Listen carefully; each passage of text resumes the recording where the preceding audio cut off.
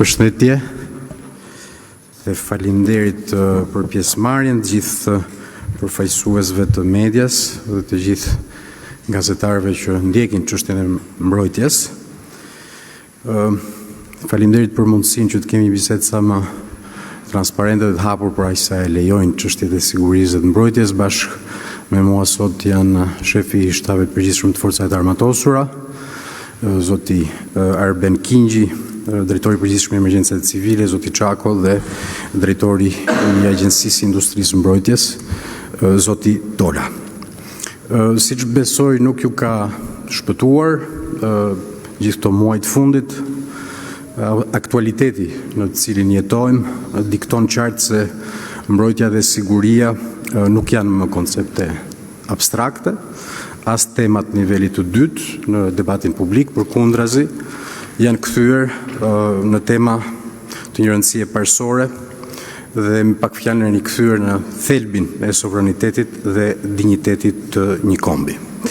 Zhvillimet gjeopolitike, tensionet rajonale, kërcënimet hibride dëshmojnë çdo ditë se paqja dhe stabiliteti nuk janë të dhëna një herë përgjithmonë, përkundrazi kërkojnë investime, përgatitje të vazhdueshme të përditshme.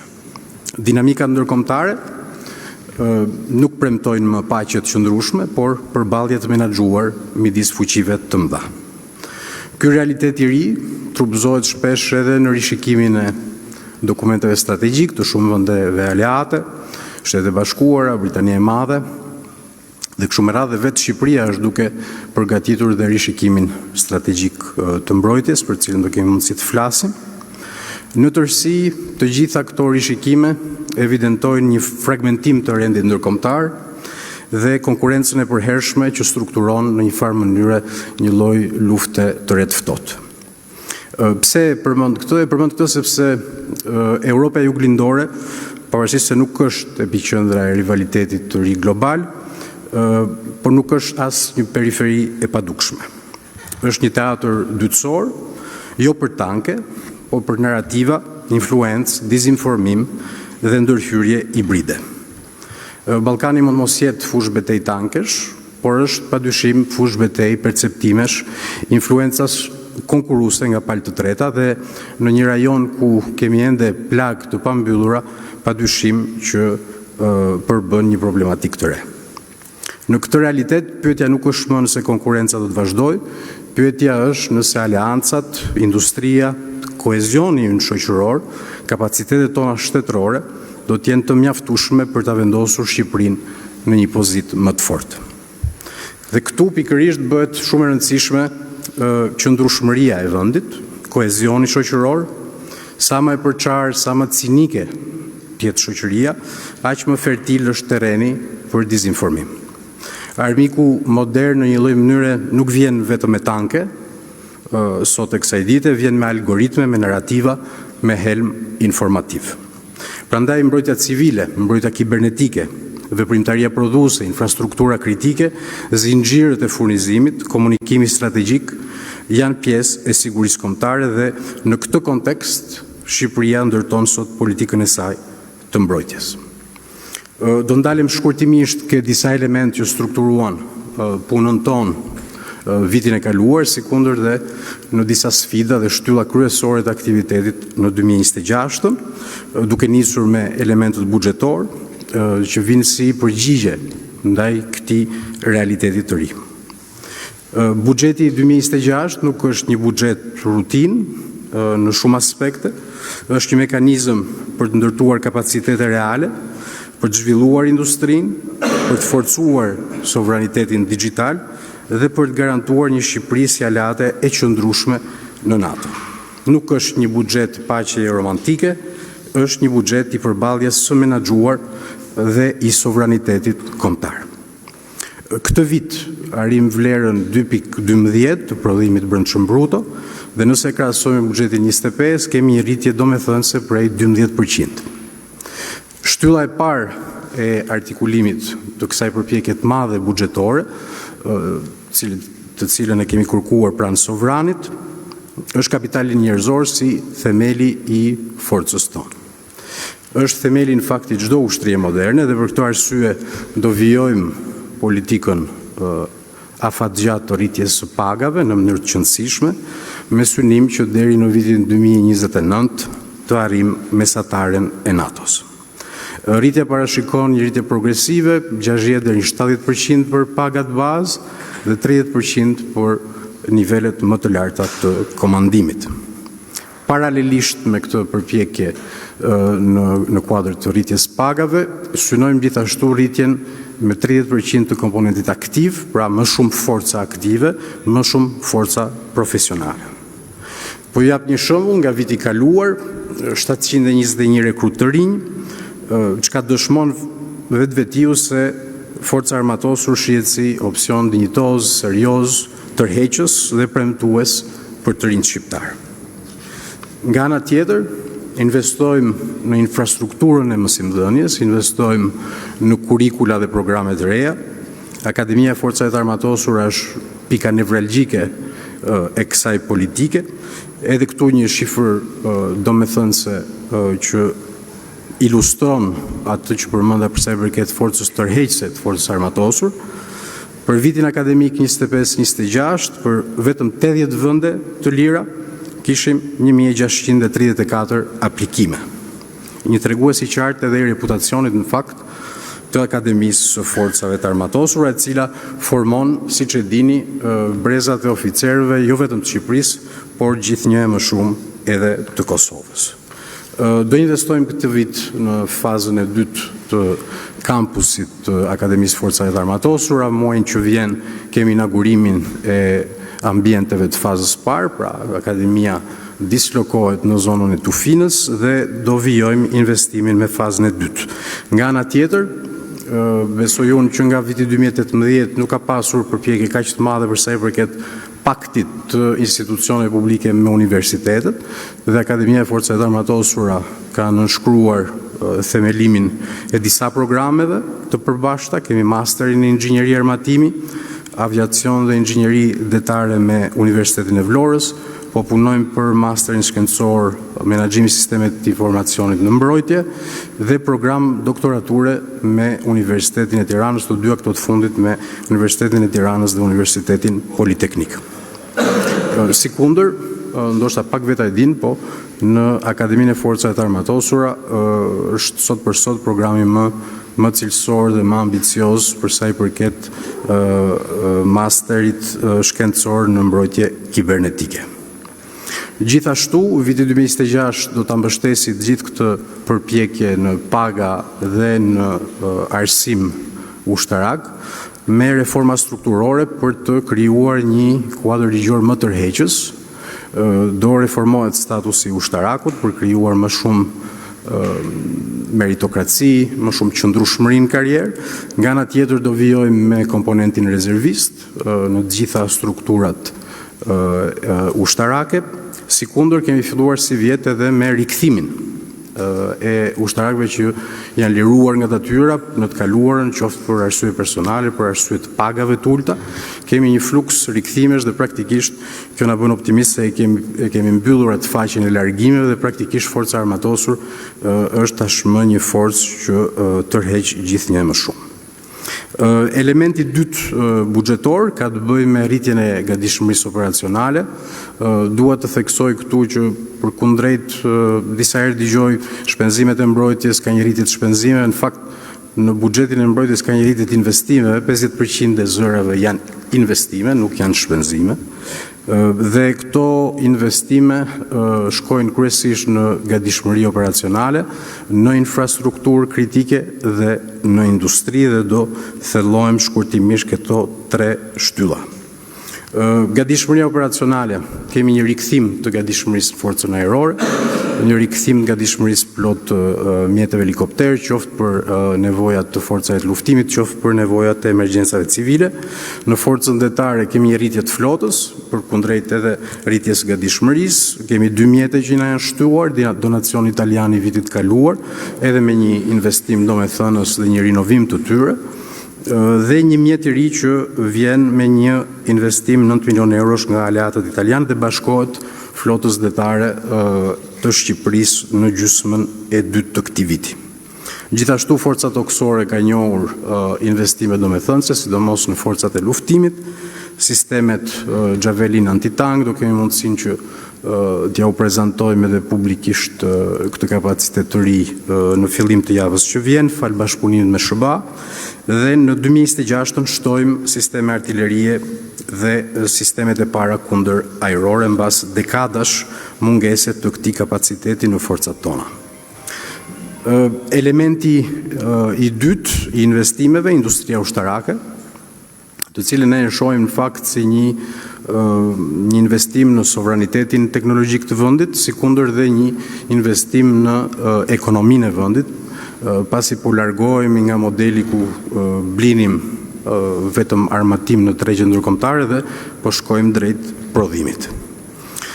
Kompania shtetërore Kajo, për të eliminuar edhe një herë hamendësimet apo paqartësitë për çfarë po bën kompania shtetërore Kajo, ka nënshkruar në 2025-ën 6 marrëveshje, pra kemi 6 kompani të përbashkëta të themeluara, shtet privat, për prodhimin e armatimit lehtë, municioneve, mjetet blenduara dhe mjeteve të emergjencave civile, uniformave, dronët dhe sistemet antidron, ndërkohë jemi në negociatë, siç e dini, në finalizim e sipër të negociate të rëndësishme me gigantin italian Fincantieri për prodhimin e anijeve në Pashaliman. Të gjitha këto aktivitete dhe gjithë kjo industri ku janë bërë porosit e para, kanë filluar të vinë linjat e prodhimit, kanë filluar rekrutimet e para, 50 vet janë rekrutuar dhe presim që të rekrutohen në totalitet këtë vit 326 persona, janë po aq vende të reja pune, të cilat parashikojnë të krijojnë gjithashtu 3.8 milion euro të ardhura direkte dhe 8 milion euro të ardhura indirekte përmes taksave dhe përmes të gjitha parashikimeve kontraktore. Elementi tjetër i investimeve, infrastruktura kritike.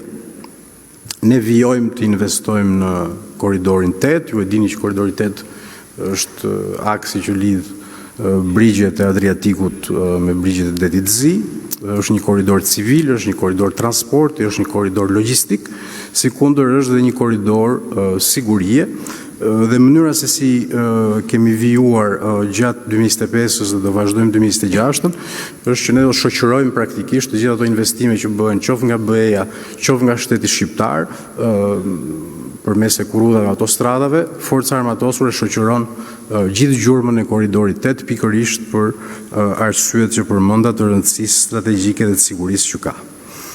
Element tjetër i rëndësishëm dhe infrastrukturës kritike, përmenda pak më parë kampusin e akademisë, kemi shkollën e aviacionit, projekti është finalizuar, investimi është buxhetuar dhe është në proces kontraktimi, sikundër dhe kemi dhe një rrjedhëzim të gjitha bazave në mbar vendin, përfshirë dhe baza që Forca Armatosur i kishte neglizhuar prej dekadash dhe ishin në rënim e sipër, kështu që do vazhdojmë që qoftë në Burrel, në Kukës, do vazhdojmë në Krane, në Bushat, në gjitha ato pika që janë të rëndësishme, qoftë për efekt të një rrjedhëzimi më të mirë të forcave në mbar vendin, qoftë edhe për nevojat e emergjencave civile.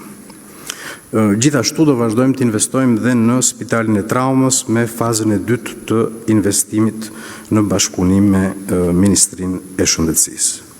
Dhe tani do ndalem shkurtimisht ke mbrojtja civile.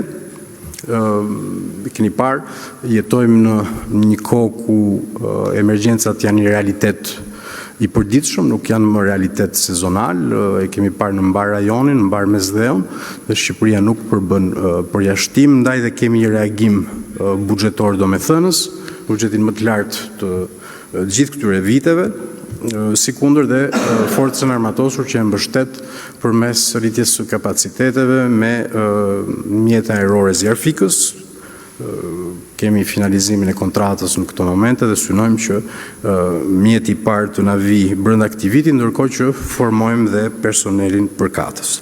Rinovimin e flotës kombëtare të emergjencave civile, fal industrisë, kemi fazën e parë për para fundit të këtij 6 mujori dhe për para fundit 6 mujori të këtij viti, fazën e dytë të prodhimit të mjeteve që do shkojnë të rigjenerojnë praktikisht të gjitha flotat në përbashki, sikundër dhe në bazat e emergjencave civile. Sikundër e përmenda dhe ke infrastruktura, për mbrojtjen civile do kemi 2 baza të reja, rajonale, të cilat vinë të ndërtojnë atë hierarkinë e reagimit, pra jo vetëm bashkitë dhe forca armatosur, po do kemi një nivel të ndërmjetëm me baza rajonale që do jenë më pranë rrezikut dhe po fillojmë me 2 prej tyre, një në Bushat për të mbuluar gjithë pellgun Shëngjin, Velipoj, Nën Shkodër, Lezhë, dhe një bazë në Krane për të mbuluar jugun e vendit, i cili përbën një rrezikshmëri të lartë, sidomos për sa i përket zjarreve, siç e kemi konstatuar gjithë këto vite. Element tjetër besoj unë i rëndësishëm për sa i përket shpenzimeve të këtij viti, inovacioni. 2025 ishte viti ku së bashku me SBA-t themeluam komandën kibernetike, një element mburoje e re për shtetin shqiptar, për gjithë infrastrukturën kritike, qoftë kjo ushtarake apo civile, dhe besoj përbën një hap historik, sepse është një nga ato komanda ku kemi dhe rekrutimet më cilësore për sa i përket inxhinierëve që na vinë nga bota civile dhe kanë ekspertizën e duhur.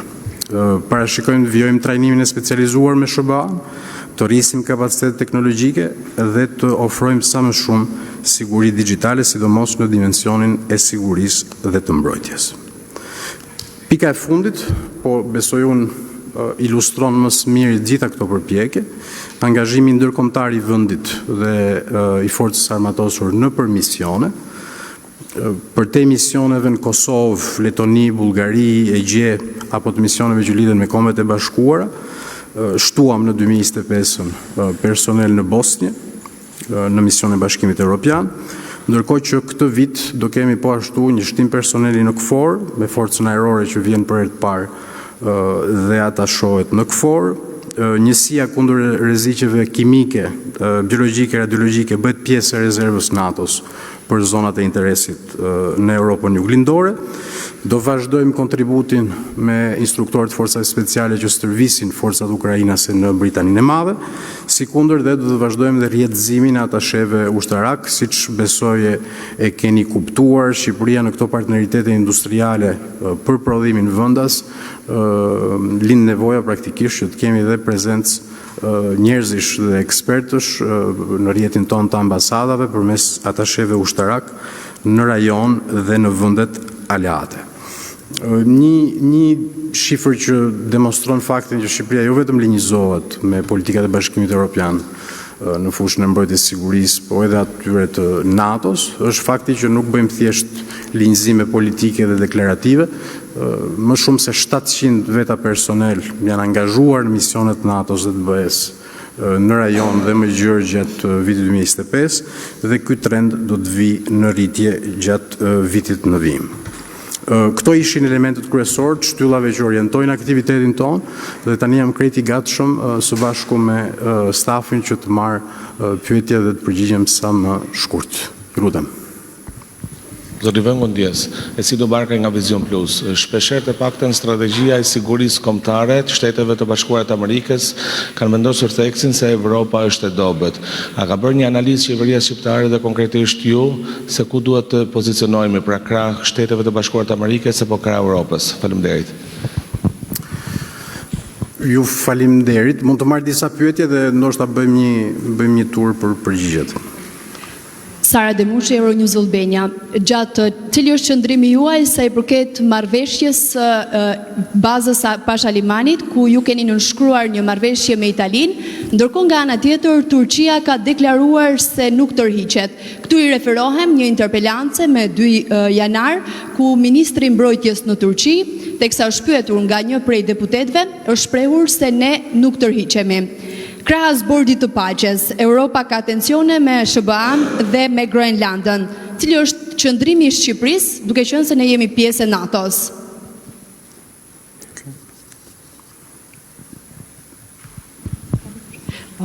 Fiorella Beleqja, Dysenen. Zoti Ministër, kam dy pyetje për ju. E para është, në fillim të fjalës suaj ju tha që Ballkani mund mos jetë një fushë betejë tankësh, por perceptimesh. A keni një përgjigje ju për perceptimin e presidentit serb Aleksandar Vučić, e cili ka cilësuar marrëveshjen mes Tiranës, Prishtinës dhe Zagrebit si një marrëveshje ushtarake sulmuese, duke ndjerë veten e tij si kërcënim nga kjo marrëveshje? Dhe pyetja e dytë, përveç akademisë së aviacionit, a ka firmosur Shqipëria një marrëveshje për furnizimin me armë dhe dron me kompaninë izraelite Elbit System? Nëse po, sa është vlera e kësaj kontrate? Dhe së dytë, edhe sipas mediave, si izraelite por dhe mediave të tjera, kjo kompani është në hetim apo nën kontraktor të kësaj kompanie për korrupsion dhe sipas mediave 13 kontrata nga NATO janë pezulluar nga kjo kompania. Ke një informacion të tillë? Faleminderit. Okej, Oliver Dallmuça nga Mc në televizion. Zoti Vëngu, edhe unë kam dy pyetje për ju. Fillimisht, duke qenë se problematikat në Akshi, sipas vetimit të prokurorisë së posaçme, lidhen me sigurinë e sistemeve shtetërore dhe të dhënat, a ka patur një vlerësim të riskut nga strukturat e sigurisë kombëtare dhe çfarë roli ka pasur Ministria e Mbrojtjes, themi kështu, në koordinimin ndërinstitucional, dhe gjithashtu për të kuptuar, a parashikon Ministria e Mbrojtjes një rishikim të statusit të disa prej bazave që aktualisht janë dhënë për investime strategjike, duke qenë se një pjesë e tyre janë aktualisht objekt i hetimit penal, pra do të ketë një rishikim? Faleminderit. Okej, ju faleminderit, besoj mund të jap disa përgjigje nëse do keni pyetje të tjera, patjetër që bashkë me stafin në dispozicion. Po i marr me radhë. Përmendet shpesh në fakt çfarë bën Shqipëria, SHUBA-ja, BE-ja, pozicionimi. Atë që mund të them është që për Shqipërinë nuk bëhet fjalë për një zgjedhje mes të dyjave. Mënyra se si ne ndërtojmë politikën në fushën e mbrojtjes ka të bëjë me identitetin ton tërësisht euroatlantik. Besoj se është pyetje e gabuar në themel, sepse Shqipëria ka tre element kur vjen puna ke garancitë e sigurisë kolektive. E para njëherë aleanca NATO si garanci sigurie, Bashkimi Evropian është më shumë, do të thoja, në rrafshin e një projekti politik dhe civilizues, dhe nga ana tjetër bashkëpunimi me Shtetet e Bashkuara është de facto boshti ku testohet besueshmëria jonë ushtarake. Nuk besoj se këto janë alternativa, janë tre shtyllat të të njëjtës arkitekturë dhe në një lloj mënyre, dhe këto e vërtetojmë të paktën ne që merremi me fushën e mbrojtjes në mënyrë të përditshme, nuk jemi mes Washingtonit dhe Brukselit, jemi brenda Washingtonit dhe brenda Brukselit. Për sa i përket pyetjes që më bë për sa i përket Pashalimanit, reagimi që vinte nga homologu turk, që është e vërteta homologu reagoi ndaj një pyetje që ju bë në kuvendin turk. Ne kemi një marrëveshje prej vitit 1992, e ratifikuar, rinovuar, ratifikuar sërish në 98-ën, që parashikon pjesëmarrje të forcave detare turke të stacionuara me rotacion në Pashaliman. Kjo është një marrëveshje shumë e dobishme për forcat tona detare, i qëndrojmë kësaj marrëveshje dhe nuk ka asnjë ndryshim për sa i përket kësaj marrëveshje, ndaj me të drejtë dhe homologu turk ka dhënë përgjigjen që ka dhënë për sa i përket qëndrimit të forcave me rotacion në Pashaliman. Duhet kuptoni që marrëveshja midis Kajos dhe Finkantierit italian ka të bëjë me veprimtarinë e prodhimit në Pashaliman. Pa ne po krijojmë një kompani të përbashkët, ku shteti shqiptar do ketë 49% të pronësisë, të bashkëpronësisë, dhe pala italiane do jetë mazhoritare, me përgjegjësitë përkatëse për sa i përket investimeve në infrastrukturë që mbeten prona jonë dhe linjës së prodhimit dhe të rinovimit, sepse kemi nevojë edhe për linjë mirëmbajtje të flotës tonë. Pra janë dy çështje krejt të ndryshme, nga një anë bashkëpunimi operacional dhe ushtarak stërvitor me Turqinë prej vitesh, dhe nga ana tjetër veprimtaria prodhuese. U përmend këtu trilateralja me Shqipërinë, Kosovën, Kroacinë. Patjetër kam vënë re her pas here një sens paniku nga deklarata zyrtare në Beograd, qoftë mediatike, qoftë politike. Atë që mund t'ju them është kjo është një marrëveshje trepalshe e cila nuk është ndërtuar kundër askujt. Madje kam qenë unë vetë i pari që kam shprehur dhe ftesë pse jo, që Serbia nëse gjykon se rajoni, stabiliteti, qëndrueshmëria dhe ardhmja euroatlantike e vendeve të rajonit është e rëndësishme, atëherë pse jo dhe Serbia ti bashkangjitet kësaj iniciative. Ja u merr mendja që nuk kam marrë përgjigje për sa i përket kësaj ftese. Atë që mund t'ju them është që Kroacia, Shqipëria dhe Kosova kanë filluar në bazë të kësaj marrëveshje, qoftë në rafshin ushtarak, stërvitor, akademik arsimor, po edhe të prodhimit ushtarak, të bashkëpunojnë. Me Kosovën kemi një dakordsi për sa i përket prodhimit të mjeteve të blinduara dhe kjo vjen për dy arsye. E para njerë sepse lexojmë rreziqet dhe kërcënimet e rajon në mënyrë të njëmend. E dyta, nuk besoj se Kroacia dhe Shqipëria dhe Kosova kanë nevojë të marrin leje për sa i përket kësaj pjese. E treta, mikpresim edhe vendet të tjera të na bashkangjiten, pra është një bashkëpunim dhe një partneritet i hapur, shumë kush e quan aleancë, shumë kush e quan marrëveshje mbrojtje, nuk jemi në situata të garancive të mbrojtjes, ne kemi arkitekturën tonë të sigurisë kolektive, siç e përmenda pak më parë, por kemi vënë re që të treja vendet kanë nevoja të ngjashme për sa i përket rritjes kapaciteteve, janë në një marrëveshje për të marrë secila më të mirën nga tjetra për sa i përket industrisë ushtarake. Kroacia është vend lider në Europë sot për sa i përket dronëve të vegjël luftarak dhe ka një industri të konsoliduar, sikundër dhe ne synojmë që në pjesën e mjeteve taktike dhe mjeteve të blinduara të krijojmë një epërsi, do të thoja, dhe pse jo të mund të fillojmë të eksportojmë. Kjo për sa i përket elementeve të marrëveshjes trilaterale. Industria ushtarake, pash që u reflektuan këtu disa kritika që vinë shpeshherë prej opozitës dhe përfitoj nga pyetjet tuaja që t'i përgjigjem përfaqësuesve të saj në mënyrë të drejtë për drejtë në fakt, dhe nuk më shokon fakti që aksioner të Gërdecit mos kuptojnë se çfarë është shteti aksioner në industri. Nuk më shokon fare kjo. Përkundrazi, atë që dua t'ju them këtu është që kompania Kajo është një kompani holding shtetërore, 100% shtetërore, e cila nuk bën partneritete me individ, po bën partneritete institucionale bazuar në ato shtyllat të përparësive të mbrojtjes dhe të politikës mbrojtjes që ka shteti shqiptar. Për sa i përket kompanisë Elbit, ne kemi një marrëveshje ndërshtetërore me Izraelin, e sankcionuar, e nënshkruar, e cila parashikon një sër kontratash dhe një sër komponentësh armatimi. Fillojmë me sistemet dron dhe sistemet antidron dhe parashikohen në të ardhmen, po këto ende të pa finalizuara, po parashikohen si rrugë bashkëpunimi sistemet e artillerisë. Për sa i përket Elbitit, patjetër jemi informuar nga strukturat e aleancës për sa i përket hetimeve që nuk lidhen me kompaninë në sensin e ushtrimit të aktivitetit saj, po lidhen me individ të caktuar. Këta individ s'kan pik lidhje me Shqipërinë, s'kan pik lidhje me bashkëpunimin mes Izraelit dhe Shqipërisë. Dhe edhe njerë, shpeshherë dëgjoj përfaqësues të opozitës që ta natemojnë lart e poshtë kompanitë cilat në fakt janë lider në këtë hemisferën tonë për sa i përket fushës mbrojtjes dhe shumë vende të NATO-s dhe Bashkimit Evropian vazhdojnë të bashkëpunojnë me to. Kështu që derisa të kemi udhëzime të kundërta nga NATO dhe ne patjetër do ta vazhdojmë këtë bashkëpunim.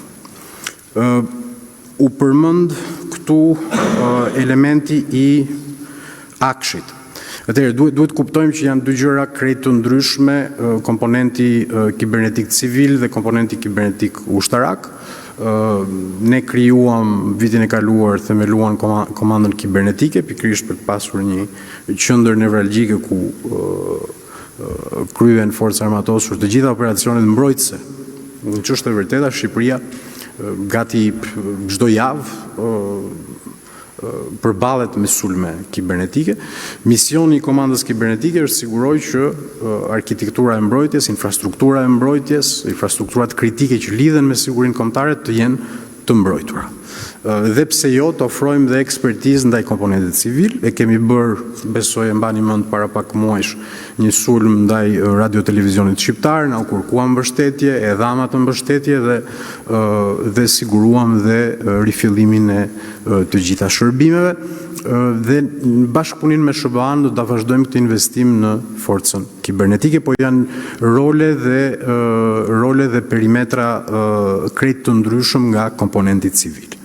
U përmendën këtu bazat dhe besoj se pyetja juaj referohet në njëherë dhe ka dhe keq kuptime për sa i përket administrimit pronave ushtarake, çfarë bëjmë me to.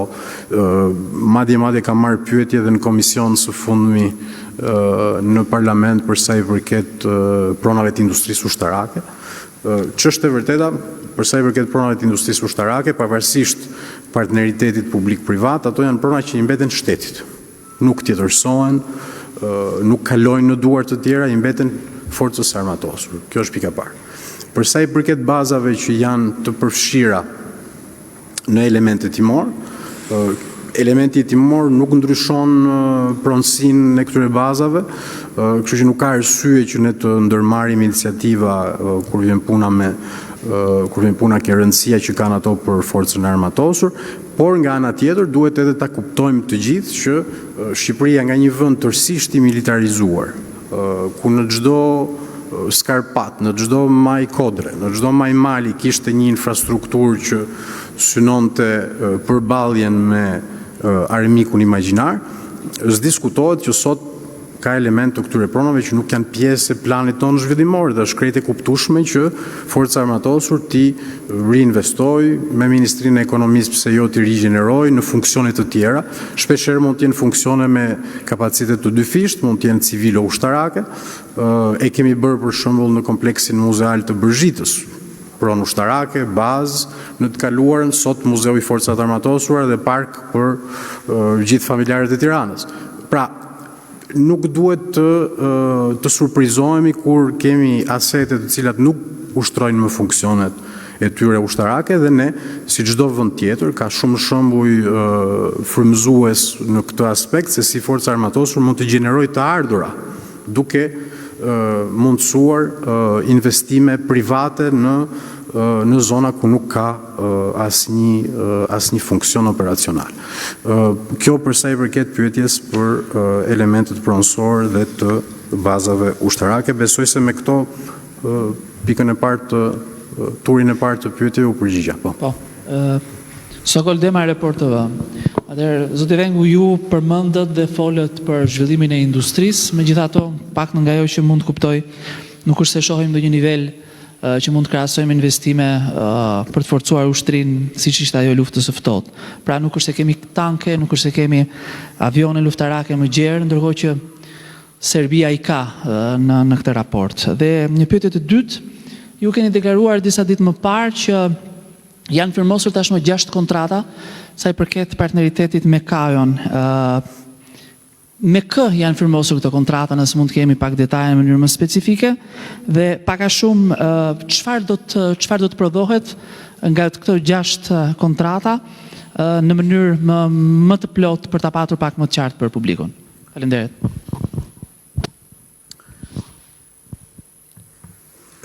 Ma përmendin shpesh këtë fakt, ku po investojmë, çfarë kapacitetesh, pse s'ka tanqe Shqipëria, pse s'ka avion luftarak, vendet tjera kanë investuar etj.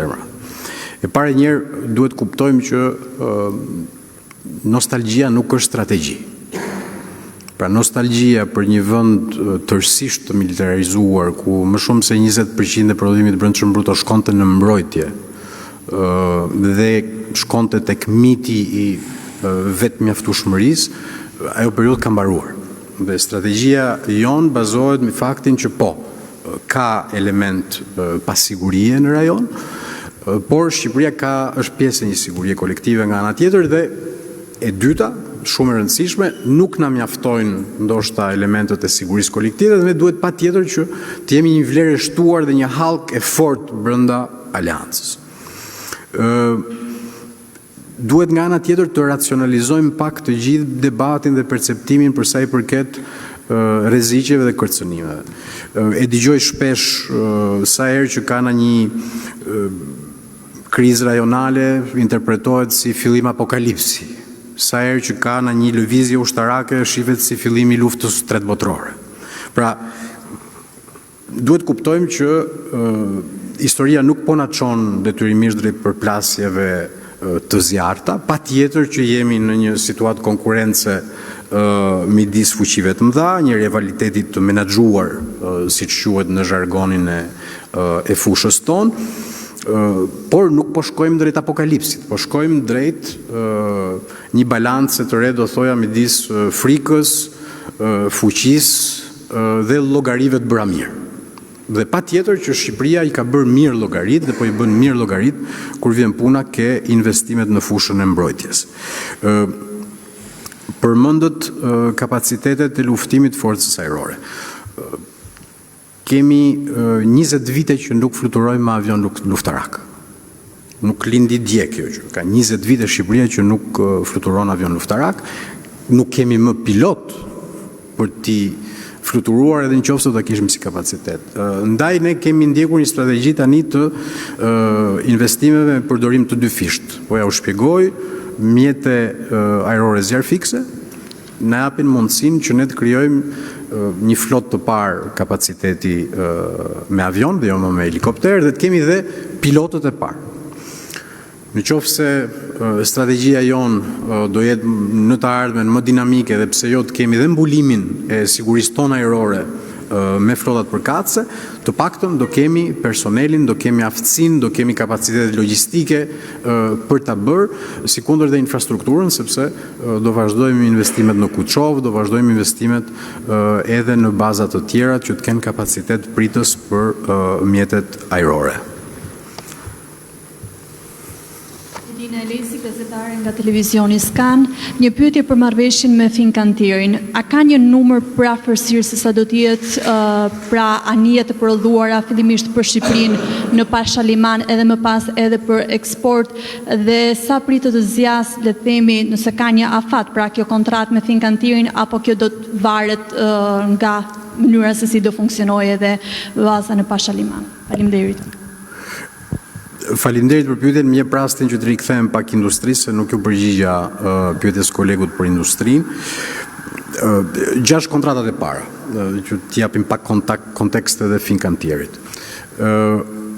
Uniformat janë me një partneritet shtet-privat, ku shteti është mazhoritar, dhe aksioneri privat është një konsorcium shqiptar, por me linja prodhimi që vinë nga vendet të Europës qendrore. Janë të rëndësishme dhe linjat e prodhimit që nga vinë, sepse synimi ynë për industrinë ushtarake është që të jemi pjesë e zinxhirit të furnizimit dhe të prodhimit të vendeve aleate, sepse edhe komponentët janë të rëndësishëm kur vjen puna ke ambicia për të eksportuar në të ardhmen. Kjo për uniformat. Municionet, konsorcium vendas, shteti është minoritar, privati është mazhoritar, edhe këtu linjat e prodhimit vinë nga vende aleate. Dronët, sistemet antidron, pjesë e marrëveshjes me Izraelin, kompania Elbit është partneri kryesor, por për pjesën e mjeteve për shembull taktike, mjetet blinduar dhe emergjencave civile, këtu kemi një konsorcium vendas dhe të huaj dhe është konsorciumi drejtuar nga Timak, kompanie mirënjohur vendase që besoj e njihni, e cila është mazhoritare në aksionariat. Kjo përsa i përket kontratave që përmenda, Fincantieri. Me Fincantierin ne parashikojmë që fillimisht kemi shteti shqiptar do bëj investimet në infrastrukturën e kantierit, është infrastrukturë vjetruar, jo më sipas standardeve, kështu që do investojmë fuqimisht këtë vit në infrastrukturën e kantierit, kapacitetet pritse, kalatat, shkallën që tërheq mjetet në tokë dhe kapanonet përkatëse. Nga ana tjetër, Fincantieri vjen me të gjithë njohuritë, forcën punëtore drejtuese, inxhinierët, kapacitetet teknike, teknologjinë. Dhe fillimisht do nisim punën me mirëmbajtjen e mjeteve tona, që të mos enden më në përmes dhe për të bërë mirëmbajtje, po të mirëmbahen këtu, dhe përpasoj sa herë ne shpenzojmë në mirëmbajtje të ardhurat të mbeten këtu dhe ka jo tjetë përfituese në emër të shtetit shqiptar, dhe kemi në planin afatmesëm të forcave të armatosura që të ndërtojmë 3 anije. 2 anije luftarake dhe 1 anije për qëllime civilo-ushtarake dhe logjistike në det. Ja u merr mendja që i gjithë rritja e ekonomisë detare, nevojat që kanë të bëjnë me mbikëqyrjen e infrastrukturës nënujore, ndërlidhja e TAP, ndërlidhja energjetike me Italinë, me investimin 3 palësh që kemi me Emiratet e Bashkuara, gjitha këto krijojnë një listë detyrash edhe më të gjerë të forcës detare, ndaj na duhen këto kapacitete shtesë. Siç e përmenda, jemi në finalizim të kontratës, do vijojmë me hapat e miratimit në qeveri dhe të negociatës më specifike të detyrimeve të palëve, por parimisht korniza është ajo që thash, shteti shqiptar përmes Kajos është aksioner në masën 49%. Gjergj Mimatësh. Kisha një pyetje lidhur me situatën gjeopolitike, duke thënë se ju thatë që situata nuk është më e mirëqënë. A ka Shqipëria në plan për të rritur angazhimin e saj sa i përket trupave në misionet paqëruesës të NATO-s? A ka pasur kërkesë nga NATO lidhur me këtë? Dhe sa i përket situatës përmbytjeve, por edhe të zjarreve, pra të emergjencave civile, çfarë masash konkrete po ndërmerrni apo do ndërmerren këtë vit në mënyrë që situata si ajo e janarit apo edhe në muajt e verës të mos përsëritet? Faleminderit.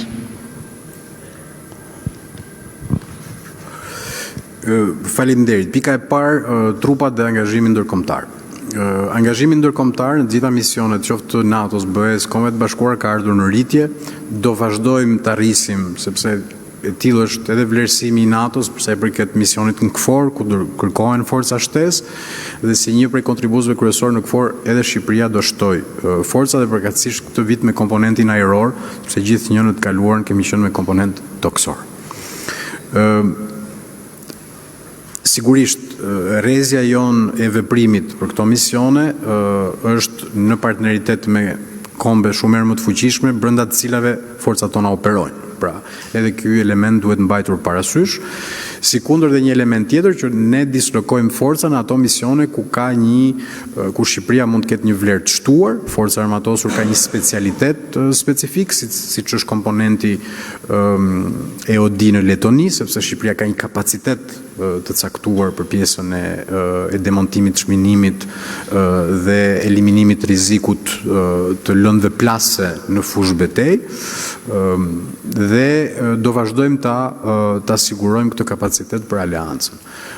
Përmenda elementet e rrezikut biologjik, kimik, edhe aty po ndërtojmë një kapacitet të vogël, por do me thënës që do na japim mundësinë të kontribuojmë më tej në misionet aleancës. Është shumë e rëndësishme t'i kuptojmë misionet edhe si teatër stërvitor për forcat tona. Pra, është patjetër një instrument diplomatik i vendit kur vjen puna për t'u linjëzuar me BE-n, me NATO-n, por janë dhe mundësi për forcat tona, për rekrutët tanë, për ekspertët tanë, për oficerët tanë që të stërviten në kushte reale në element dhe në misione që shpeshherë kanë një rrezikshmëri të caktuar. Kështu që është edhe një benefit i dyfisht, ndaj dhe do ta vazhdojmë këtë komponent, sepse synimi që kemi është që edhe t'i bëjmë më të shpeshta rotacionet nëpër misione, në këtë mënyrë të sigurojmë që jo vetëm shkojnë disa dhe që janë gjithmonë të njëjtët që shkojnë, por të mund të ekspozojmë një shumicë personeli aktiv në uniform që të shkojë dhe të ketë mundësinë të specializohet dhe të stërvitet në kushte rreziku real. Po, për emergjencat civile, besoj e keni konstatuar dhe ju që gjatë viteve të fundit, krahas një realiteti të ri, siç e përmendat, përmbytjeve më intensive, rreshjeve më intensive në zona të caktuara, krahas zjarreve që po kthehen në jo më në një problematikë sezonale, po një problematikë vjetore. Sigurisht ka këtu element të ndryshimit klimatik, sikundër ka dhe element të dinamikave urbane apo rurale në çdo vend. dhe Shqipëria nuk përbën përjashtim. Ndër vite shkrijuar një lloj varësie ndaj reagimit të forcës së armatosur. Synimi ynë është dhe strategjia jonë në fakt dhe është e sankcionuar dhe në buxhetin 26 është që të bëjmë 3 gjëra. E para njëherë të forcojmë kapacitetet e bashkive. Si i forcojmë këto kapacitete?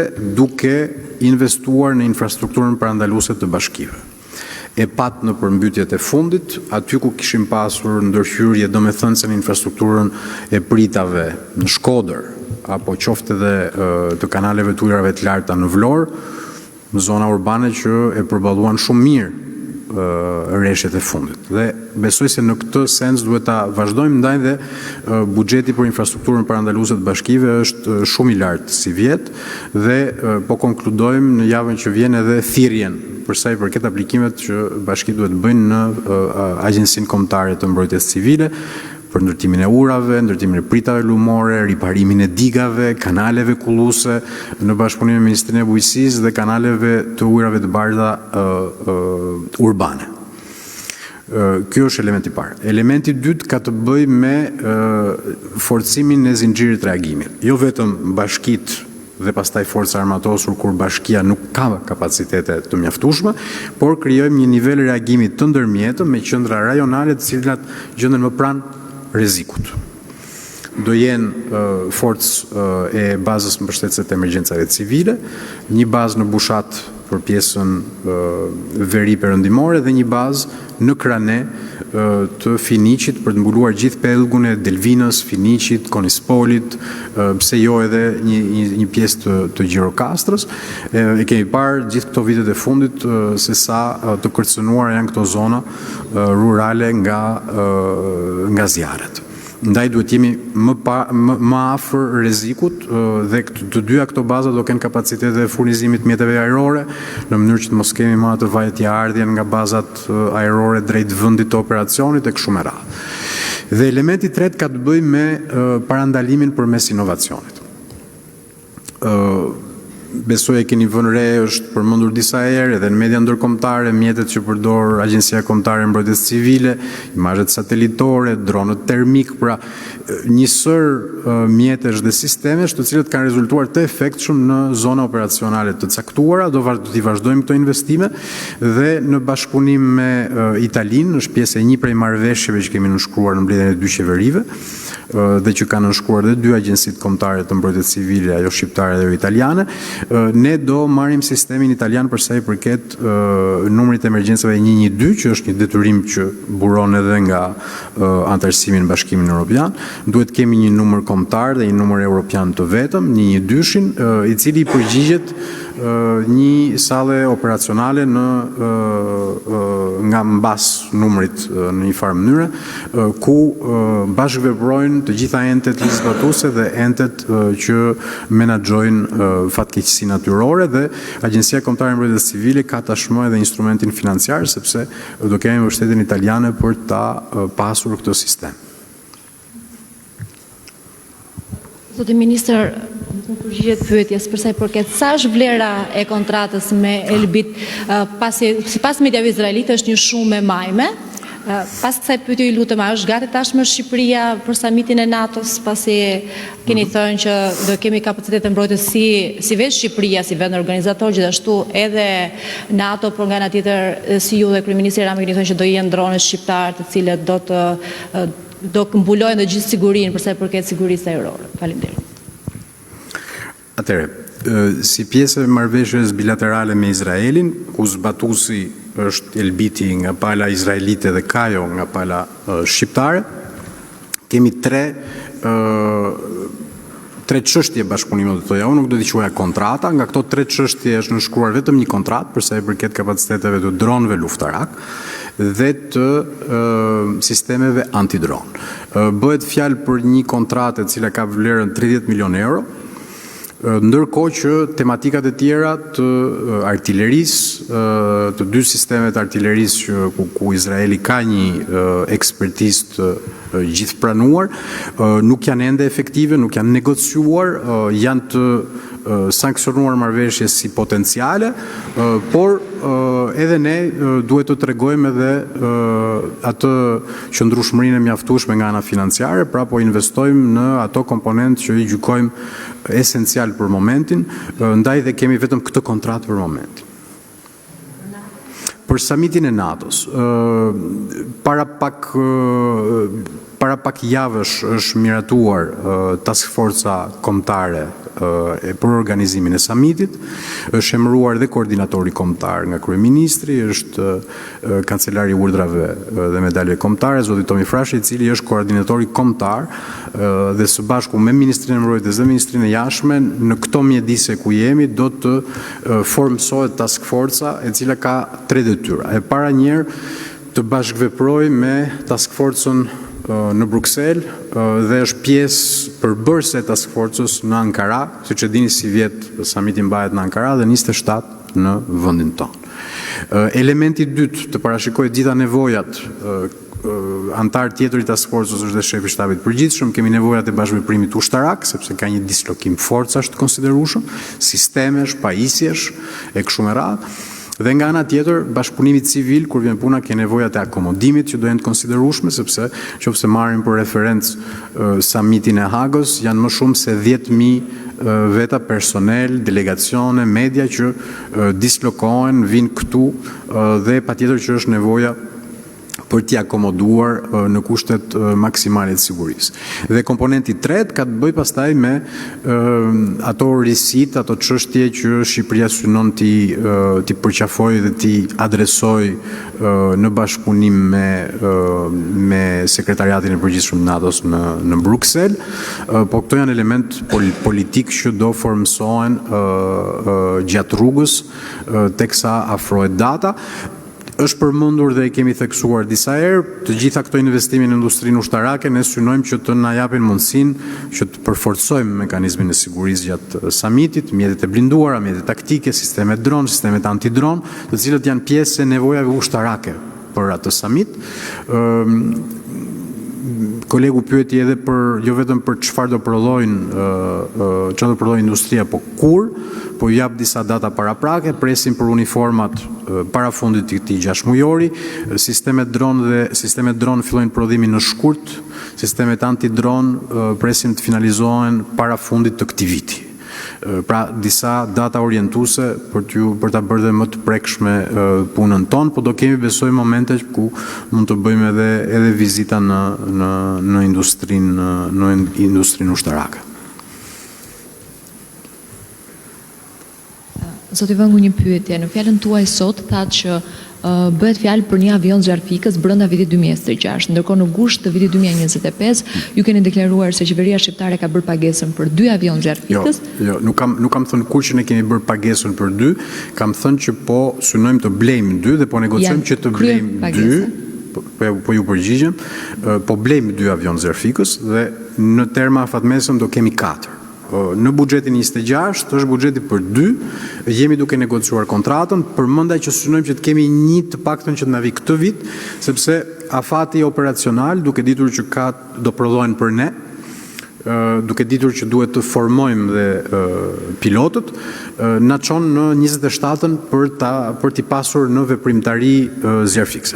Ne synojmë që të negociojmë për të pasur një mjet të paktën që këtë vit, dhe pse jo që këtë vit ta kemi, nuk është një zotim, po këto janë qëllimet tona. Aderimi i Shqipërisë tek Bordi i Paqes ka patur një vëmendje të gjerë sa i përket edhe mbulimit mediatik. Por megjithatë, kjo a le hapësirë një farë mënyre për një angazhim të ardhshëm të vendit tonë, ndoshta sa i përket edhe me trupa paqëruese në rastin konkret? Pyetje me vend, unë e theksova dhe në përgjigje të pyetjes së kolegut. Antarësimi i Shqipërisë në Bordin e Paqes është pjesë e atij vizioni që kemi për arkitekturën tonë të mbrojtjes së sigurisë, ku jemi edhe brenda Washingtonit, edhe brenda Brukselit. Pika e parë.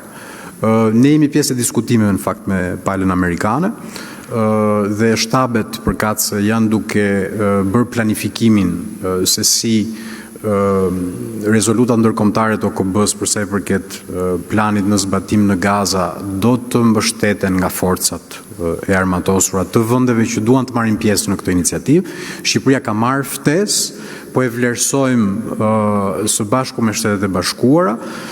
Është ende e herët për të prononcuar publikisht, por është e vërtet që kemi marrë një ftesë dhe po e vlerësojmë. Ka disa mënyra se si mund të marrin pjesë, qoftë përmes oficerëve të shtabeve që për specialitetet caktuara kanë një vlerë të shtuar. Synimi ynë nuk është vetëm sa herë u përmend nga kolegja, sa herë që çojmë njerëz në mision, jo vetëm detyrimisht trupa, mund të jenë dhe specialitetet caktuara ku Shqipëria ka një aftësi të caktuar, ka një uri të caktuar, personel të caktuar, siç e bëjmë në Britaninë e Madhe, forca jonë speciale stërvit sot personel Ukrainas në Britaninë e Madhe.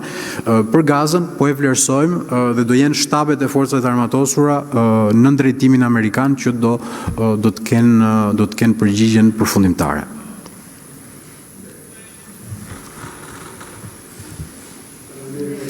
Faleminderit gjithëve dhe na qoftë një vit i mbar.